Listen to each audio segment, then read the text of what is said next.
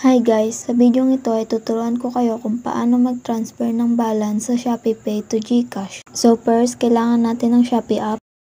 Open na natin. Then dito sa homepage, makikita natin itong send money. Pindutin natin ito.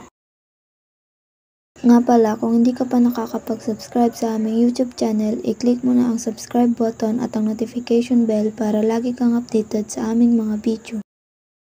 Then next, pindutin natin itong send to other e-wallet at fill upan natin dito.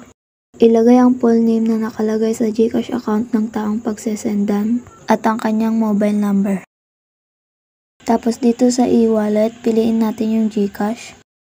Make sure na tama lahat ng details na ating inilagay dahil once na sa ibang tao natin ito na-send, hindi na natin ito mababawi pa. Then click na natin itong next. And kung gusto nyo pala ng Taraji t-shirt, meron kaming link sa description sa ibaba kung saan nyo ito mabibili. Available po ito in color black and white. Then next, lagay natin yung amount kung magkano isi-send natin.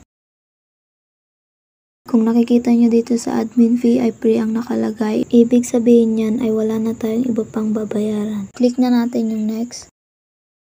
Then make sure ulit na tama lahat ng details bago natin i-click ang send money now. And tapos na. After that, may matatanggap na message from GCash ang taong pinagsendan natin. Ganun lang kadali ang mag-send ng pera from ShopeePay to GCash. Sana ay manatutunan kayo sa video tutorial na ito.